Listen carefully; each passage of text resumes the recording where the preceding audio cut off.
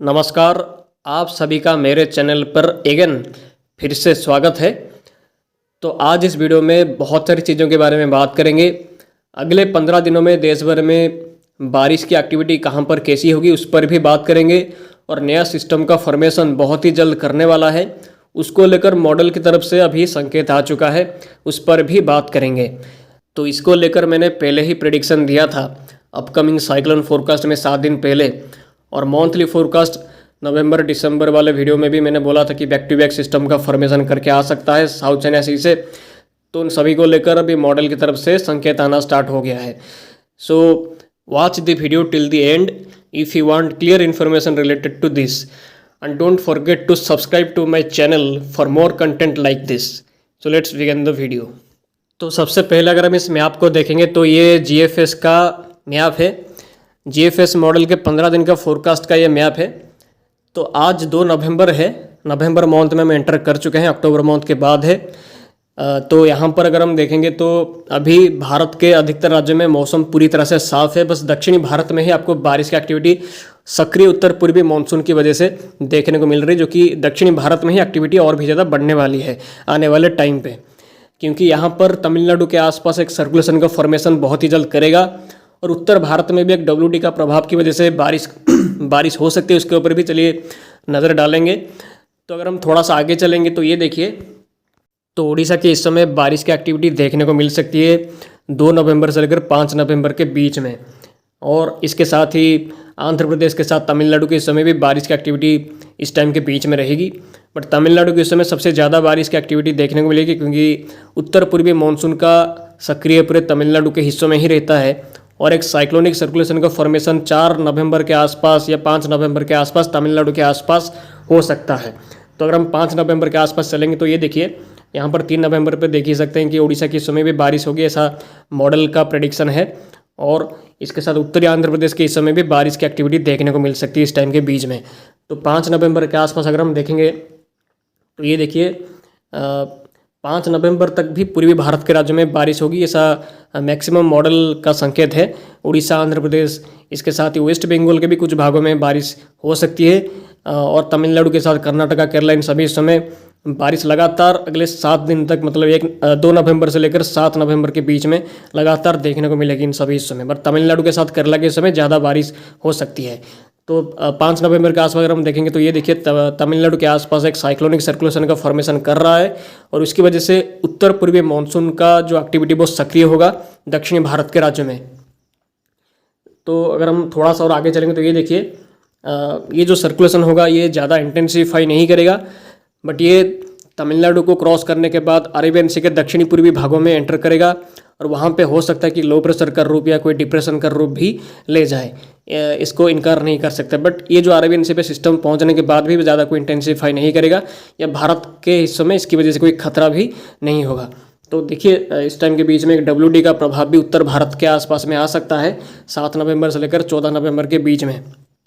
तो ये देखिए, जो 8 नवंबर के आसपास अगर हम देखेंगे तो ये तमिलनाडु को क्रॉस करने के बाद अरेबियन सी के भागों में पहुंचने के बाद लो प्रेशर का रूप ले रहा है, ऐसा GFS मॉडल का प्रेडिक्शन है। बट ये सिस्टम इंटेंसिफाई ज़्यादा नहीं करेगा, अगर करता भी है तो वो सी पे ही कमज़ोर हो जाएगा। बट वही एक वेस्टर्न डिस्टर्बेंस का प्रभाव ईरान के साथ पाकिस्तान के आसपास में आ रहा है 8 नवंबर के आसपास में। बट ये उत्तर भारत तक भी आएगा, जिसकी वजह से राजस्थान, गुजरात में नहीं है, राजस्थान, पाकिस्तान के साथ उत्तर भारत के कुछ राज्यों में, दिल्ली से लेकर पंजाब के समय बारिश की एक्टिविटी देखने को मिलेगी। तो ये देखिए, 9 से 10 नवंबर के बीच में अरेबियन सी पे एक लो प्रेशर का फॉर्मेशन कर रहा है, और लो प्रेशर इंटेंसिफाई भी थोड़ा करेगा, बट इसकी वजह से कोई खतरा नहीं है। बट वेस्टर्न डिस्टर्बेंस जो आएगा उसकी वजह से बारिश हो सकती है 10 से लेकर 12 नवंबर के बीच में। तो ये देखिए, इस टाइम के बीच में WD की वजह से राजस्थान के इस समय 10 नवंबर पे बारिश होगी, खास करके पश्चिमी राजस्थान के इस समय, और पाकिस्तान के उत्तरी भागों में बारिश की एक्टिविटी 8 से लेकर 12 नवंबर के बीच में रहेगी। और इस टाइम के बीच में गुजरात के दक्षिणी भागों में और उत्तरी भागों के तटीय इलाकों में भी बारिश हो सकती है, क्योंकि जो अरेबियन सी पे सिस्टम का फॉर्मेशन करेगा उसकी वजह से कुछ क्लाउड आ सकता है, जिसकी वजह से रेनफॉल को थोड़ी बहुत लाइट रेन जैसी कंडीशन देखने को मिल सकती है। बट ये जो WD की वजह से उत्तर भारत में ज़्यादा कोई खास रेनफॉल नहीं होगा, बट राजस्थान के साथ दिल्ली, पंजाब के इस समय थोड़ी बहुत हल्की बारिश हो सकती है 10 और 11 नवंबर में। बट ये सिस्टम जाने के बाद कोई खास WD आएगा ऐसा नहीं लग रहा है, बट बंगाल की खाड़ी में सिस्टम का फॉर्मेशन करेगा ऐसा मॉडल प्रेडिक्शन कर रहे हैं। तो अगर थोड़ा सा और आगे चलेंगे तो ये देखिए 12 नवंबर से लेकर 15 नवंबर के आसपास एक सिस्टम का फॉर्मेशन साउथ चाइना सी पे करेगा, जो कि पश्चिम दिशा में मूवमेंट करके अंडमान सी पे एंटर करेगा।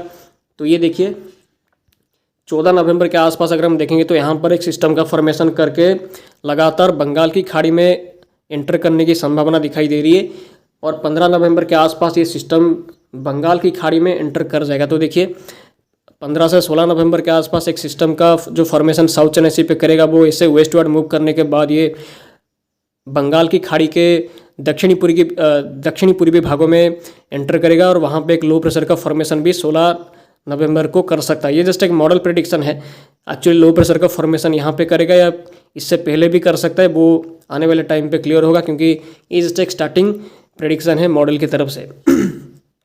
तो ये देखिए, तो ये सिस्टम इंटेंसिफाई करेगा ऐसा GFS मॉडल का कहना है। तो देखिए इंटेंसिफाई कर रहा है और लगातार पूर्वी भारत की तरफ ये बढ़ता हुआ दिखाई दे रहा है। 17 नवंबर के आसपास अगर हम देखेंगे तो ये पूरे बंगाल की खाड़ी में आ चुका है, और एक इंटेंसिफाई सिस्टम करके एक मे भी कोई साइक्लोन का रूप भी ले ले, ऐसा इंडिकेशन भी मॉडल कर रहे हैं। खाली GFS मॉडल तो ऐसा प्रेडिक्शन अभी कर रहा है सिस्टम को लेकर कि 15 से 20 नवंबर के बीच में एक सिस्टम का फॉर्मेशन करेगा, और बहुत स्ट्रॉन्ग इंटेंसिटी तक भी जा सकता है, और ये पूर्वी भारत में या बांग्लादेश में इम्पैक्ट दे सकता है।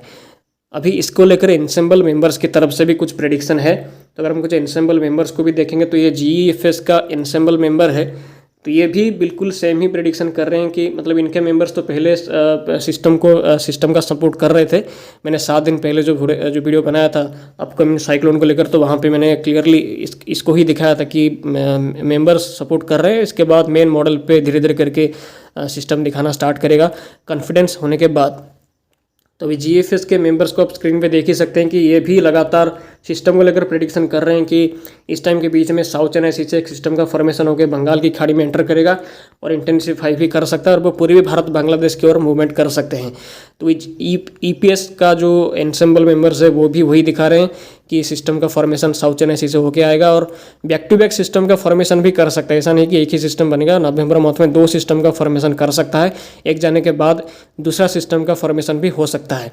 तो ये ECMWF का एनसेम्बल का जो प्रोबेबिलिटी सिस्टम को लेकर इसका मैप है। तो आप यहाँ पे भी देख सकते हैं कि एक सिस्टम का फॉर्मेशन साउथ चाइना सी पे होके आने के बाद एक और सिस्टम भी वियतनाम के आसपास बन के फिर से आ सकता है। मतलब नवंबर मंथ में बैक टू बैक सिस्टम का फॉर्मेशन बंगाल की खाड़ी में हो सकता है। इसको लेकर प्रेडिक्शन दिखाई दे रही है। तो अभी ये जस्ट एक प्रेडिक्शन है, आने वाले टाइम पे सिस्टम का एक्चुअली रूपरेख क्या होगा अभी इसके बारे में कुछ बोल पाना संभव नहीं। बट हाँ, साइक्लोन का फॉर्मेशन जरूर करेगा नवंबर मंथ में। वैसे भी नवंबर मंथ एक साइक्लोन मंथ है, तो साइक्लोन का फॉर्मेशन इस टाइम पे होता ही है। सो आने वाले टाइम पे इसको लेकर और भी प्रेडिक्शन हमारी तरफ से आएगा, और जब मॉडल की तरफ से थोड़ा सा और क्लियर इंडिकेशन आएगा तो मैं आपको और भी डिटेल जानकारी दे पाऊंगा कि सिस्टम का इंटेंसिटी ट्रैक क्या रह सकता है, क्या उसका फ्यूचर होगा। सो अगर आप ऐसे ही कंटेंट के बारे में लगातार वीडियो चाहते हैं तो आपको हमारे चैनल को सब्सक्राइब कर लीजिए और वीडियो को लाइक भी कर लीजिए। तो इस वीडियो पे इतना ही, मिलते हैं अगले वीडियो पे। आप सभी का बहुत बहुत धन्यवाद वीडियो में आखिर तक बने रहने के लिए। आप सभी का दिन शुभ हो।